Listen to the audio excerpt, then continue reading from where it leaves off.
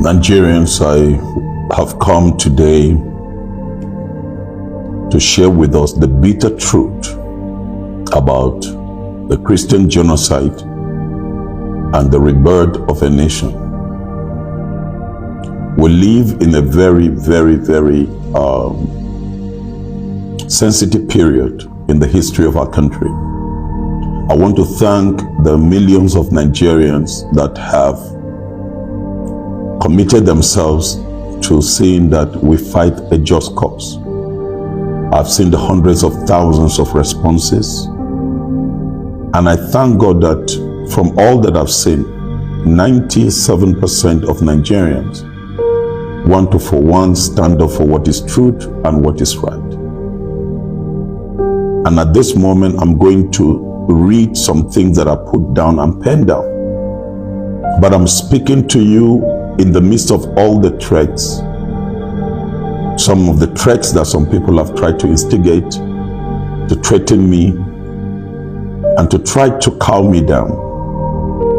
But I've refused to keep silent, and I've refused to be cowed down. It's not about me. I am a father and a blessed grandfather of 8 grandchildren. I can live like any other person and be silent and just cruise with life and just enjoy life and forget about the suffering of the people.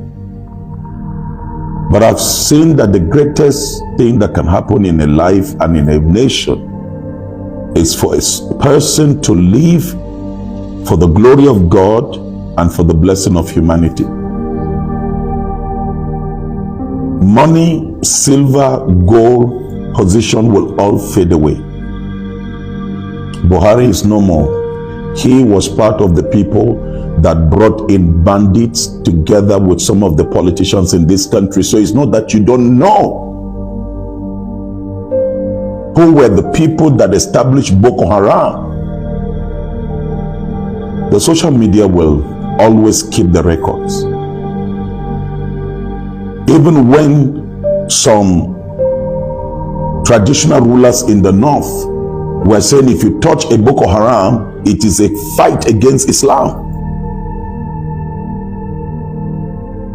What we're seeing that is going on, it started with wiping away Christians first. I raised my voice. Most of you Nigerians are witnesses that the president of Nigeria and the government of Nigeria went after me because of speaking the truth against genocide, against the killer Fulani headsmen that were not proscribed as terrorists, and IPOB was proscribed, and the Yoruba agitators were also proscribed as terrorists. We can't live in a nation with double standard and double law. I am a northerner. I love the north. I love my people. And I am paying the price for the lives and the destiny of my people. I've been on the road for several days. There is no state that I've not gone to. In this year, I have been to over 20 states in Nigeria. Right now, I am speaking to you from South Nigeria. I travel by road. I see the real Nigeria. I see what the true Nigerians are going through. I didn't come here as a politician. I came as the voice of conscience. This is not just another statement. And I want to speak to the younger people. Nigeria is your country. You see the president of Nigeria, President Tinubu, give him the next 10 years, he will become vegetable. The next 10 years, he will need help because they are aging. We are aging. I'm a grandfather. You must know that you don't have any other nation like Nigeria. Nigeria is the only country that will give you all that you need to be able to exercise your potential if you do what is right. So don't be carried by certain deception or mockery. I can't pronounce the name well. It's a shame for you as a young man to stand to back lies, lie physically. I am grateful to the Americans. I am grateful for the people in the World Cup who stood with banners to tell the world that the Nigerian Christians are under genocide and they need to be defended. As much as the defense of all the Muslims that are being killed right now. When they were killing people in Katsina, when they were killing people in Zamfara, I stood up and I spoke against that killing. But you will never find Christian militias. What you find is Islamic militia. Listening to the teaching of 80% of Islamic scholars, all their preaching is death to the Christians, death to the infidel. And if any Muslim is a moderate Muslim, they will say, kill him. That's why the knot is boiling until we speak the truth to ourselves. Until we speak the truth to ourselves. And I'm speaking with pain in my heart. Unless we speak the truth to ourselves. Sultan, you can't continue to be sitting on the seat of lies and deception. Northern leaders, you cannot. Look at now recently, look at what the Nasarawa State Governor just said yesterday of another group of Islamic jihadists that now are causing mayhem. Look at it just day before yesterday. The hundreds of Fulani killer headsmen with AK-47 on motorcycle, over 200 motorcycles that I could count, going on the street with guns in a country like Nigeria, and you tell me that there are no terrorists, and you tell me there is no genocide.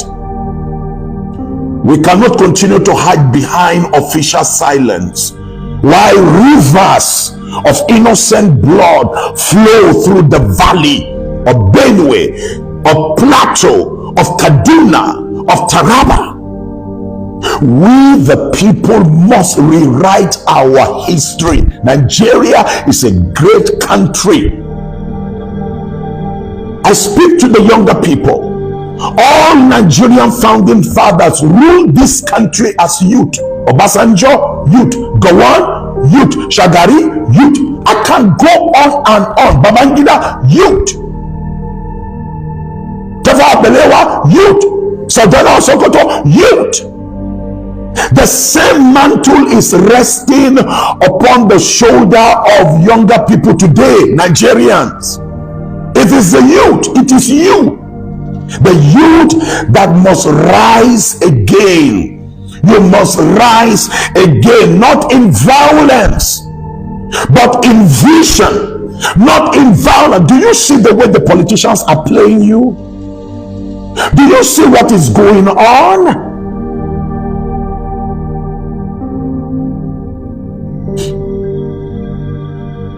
I saw the killing that took place just the last 24 hours on the plateau.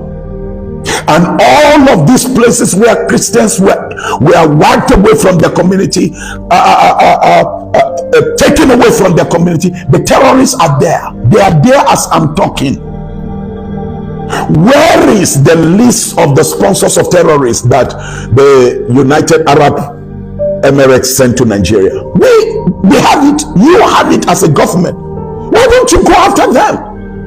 So I am calling on America and I'm calling on the entire world to put pressure on the Nigerian government. I want the international community to help Nigerian government, help the Tinubu administration. He met it, but he must get to solve the problem. Millions of Christians are right now disarmed. I know how many houses I'm building. I know how many people I am paying their school fees. I know how many people I join in their burial, mass burial. We can't deny the truth. The truth is the truth. What is genocide? I will close with this, and I want you, if you really love your country and you believe that it's time we join forces together, the moderate Muslims and the Christians, we join our hands together to bring a stop to this.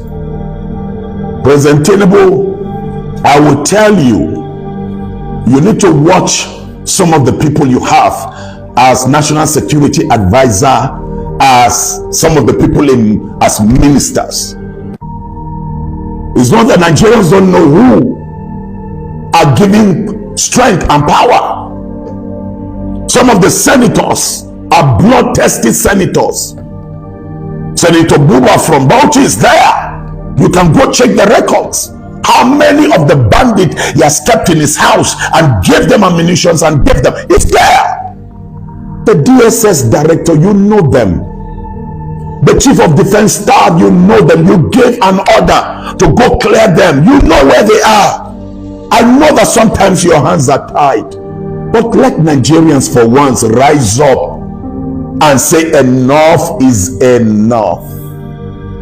The killing, the inflicting harm, the forced displacement. Oh God, I pray that we all come to this point to know that there's only one nation, and this nation is our nation. We must all fight together. So join me in this move. Let's pray at the same time. Let's speak out and cry out for this government to get things right.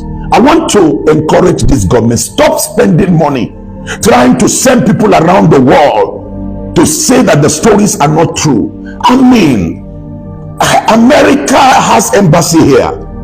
There is no country that doesn't have embassy. They know what is going on. All we need to do is for us to say, yes, this evil is on, killing is on, but now we will rise up as a nation, as a government, and flush out this bandit. Nigerians are ready to cooperate. Kwara is being destabilized. Southwest is being destabilized. The entire Northwest now is ungovernable. You had the cry of the governor of Zamfara. What is going on in Borno? The persecution Christians are going through. There is no one Christian in the far north that can tell you they have C of O to their church. In schools, they are not allowed to have their Christian religious knowledge. In this same country, these are citizens and indigents of the land. So today I am appealing to every Nigerian of conscience. You can come and abuse me, you can say whatever, but I am speaking this far for you to know. It's time to wake up. You can see the people that were hired to come, and the people could not hide the truth. But they spoke the truth that there is genocide in Nigeria. We can't continue with these liars in government. Nigeria, you will know the truth. Church leaders, you will know the truth. Imams, you will know the truth. And it is the truth that will set us free. And so I pray that the God of heaven, who hears the cry of the martyr, the blood of the people that were shed, the blood will continue to cry until defense comes for the innocent in this country. May God bless you, and may God watch over every one of you as we join forces together to reclaim the soul of our nation.